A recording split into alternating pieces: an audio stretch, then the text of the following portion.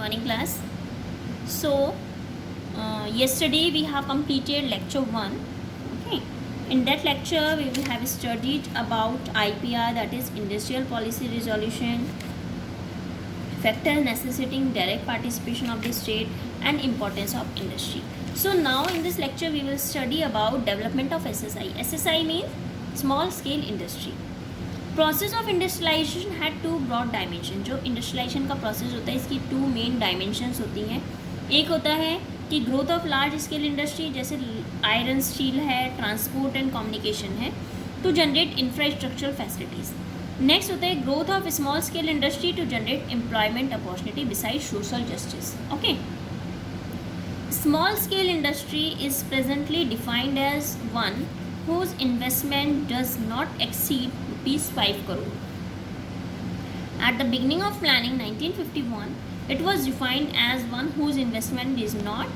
तो अगर हम लोग प्रेजेंटली की बात करते हैं तो स्मॉल स्केल इंडस्ट्री वो होती है जिसकी इन्वेस्टमेंट 5 करोड़ से ज़्यादा नहीं होती, जिसने 5 करोड़ से कम पैसे इन्वेस्ट कर रखे हो, उसको हम लोग स्मॉल स्केल इंडस्ट्री बोलती हैं. लेकिन जब हमने प्लानिंग की बात करी थी, प्लानिंग से पहले क्या था, 1951 से पहले वो हुआ करता था जिसकी इन्वेस्टमेंट कितनी थी, 5 लाख से कम होती थी, 5 लाख को ज़्यादा नहीं होती थी. अब क्या हो गया है, ये 5 करोड़ पहुंच गई है. ठीक है. The role of small scale industry in achieving the goals of planning was underlined by Karve committee, also called village and small scale industries committees. ठीक है. तो इसमें हमारी 3 प्रिंसिपल कैरेक्टरिस्टिक्स आएंगी SSI की. फर्स्ट आती है SSI लेबर इंटेंसिव है, तो इसलिए इसको हम एम्प्लॉयमेंट फ्रेंडली बोल सकते हैं. ठीक है. Small scale industry is generally considered to be labor intensive, while large scale industry is capital intensive. To produce a given output, small scale industry is expected to use more of labor. Small scale industry क्या करती है, ज़्यादातर capital use ना करके क्या करती है, labour को यूज़ करती है. ठीक है. लेकिन जो लार्ज स्केल इंडस्ट्री होती है वो क्या करती है, कैपिटल यूज़ करती है, लेबर को कम यूज़ करती है. ठीक है. We inherited an economy from the British which was a capital deficient economy. हमने जो है इकोनॉमी अपनी ब्रिटिश के टाइम में कैपिटल की कमी थी and a labour surplus economy थी. ठीक है ना. कैपिटल तो कम था लेकिन लेबर बहुत ज़्यादा था ब्रिटिश के टाइम पे. अकॉर्डिंगली हमारे प्लानर्स ने rightly thought of achieving full employment bye focusing. अब क्या करा, जो हमारे प्लानर्स थे उन्होंने देखा लेबर तो हमारे पास बहुत सारे हैं लेकिन कैपिटल हमारे पास कम है, तो उन्होंने स्मॉल स्केल इंडस्ट्री का फोकस करना स्टार्ट कर दिया. क्यों? क्योंकि स्मॉल स्केल इंडस्ट्री क्या होती है, लेबर इंटेंसिव होती है, उसमें लेबर ज़्यादा यूज़ होता है, कैपिटल कम यूज़ होता है. ठीक है ना. नेक्स्ट आता है हमारा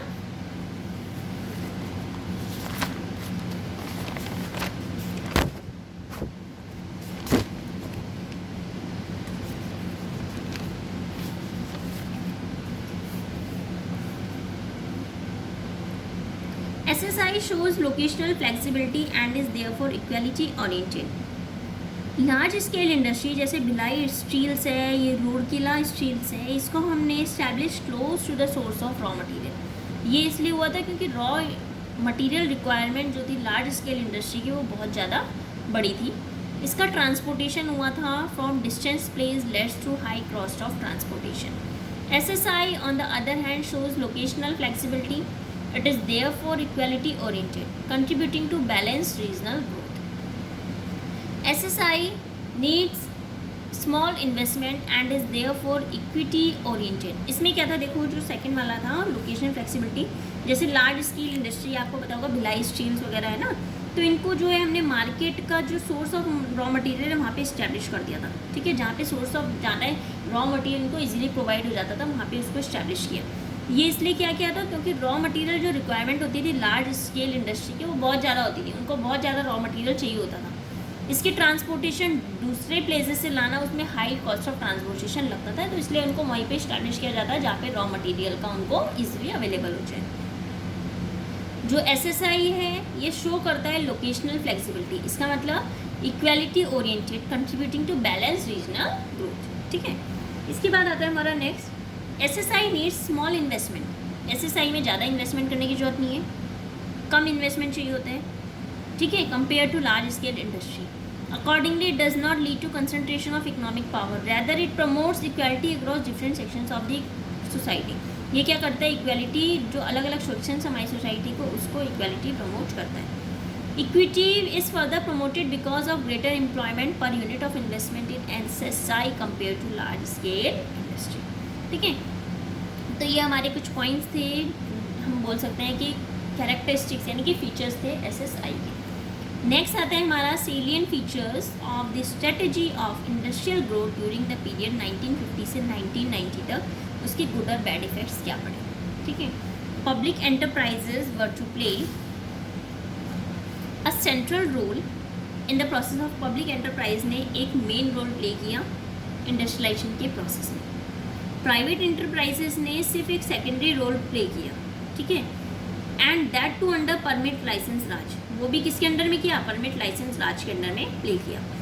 ये एक सिस्टम था जिसमें प्राइवेट एंटरप्रेन्योर्स को एक लाइसेंस जो है इंडस्ट्रियल इस्टेब्लिश के लिए ऑब्टेन करना पड़ता था, and in most cases were to produce goods within the legally prescribed limits of production. और जो प्रोडक्शन भी करते थे उसमें भी उनकी लिमिट होती थी, उसमें अनलिमिटेड नहीं कर सकते, जितना मर्जी उतना नहीं कर सकते थे, उसके अंदर भी लिमिट होती थी कि आपको इतना ही प्रोडक्शन करना है। जो प्रोसेस था हमारा इंडस्ट्रियलाइजेशन का, फोकस हुआ था इम्पोर्ट सब्सटीट्यूशन में। इसका मतलब प्रोडक्शन जो होता था गुड्स का was to be accorded a high priority which were imported from rest of the world. उसके अकॉर्डिंग होता था कि कितना सामान हम बाहर से मंगा रहे हैं, किस सामान को हम ज़्यादा प्रायोरिटी दे रहे हैं। The idea was to achieve self reliance as to economise the use of foreign exchange.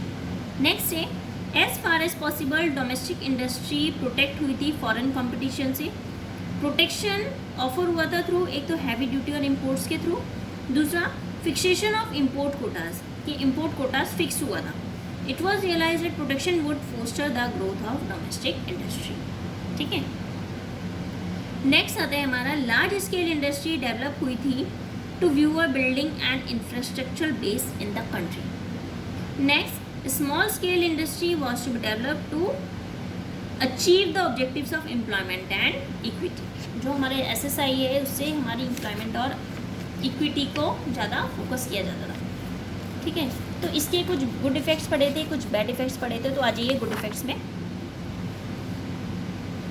Good effects क्या थे कि इकोनॉमिक ग्रोथ को एक बिग पुश मिला, इंडस्ट्रियल आउटपुट जो है recorded a significant rise, there was about 6% annual increase in output, 6% annual increase हुआ था 1950 से 1990 में।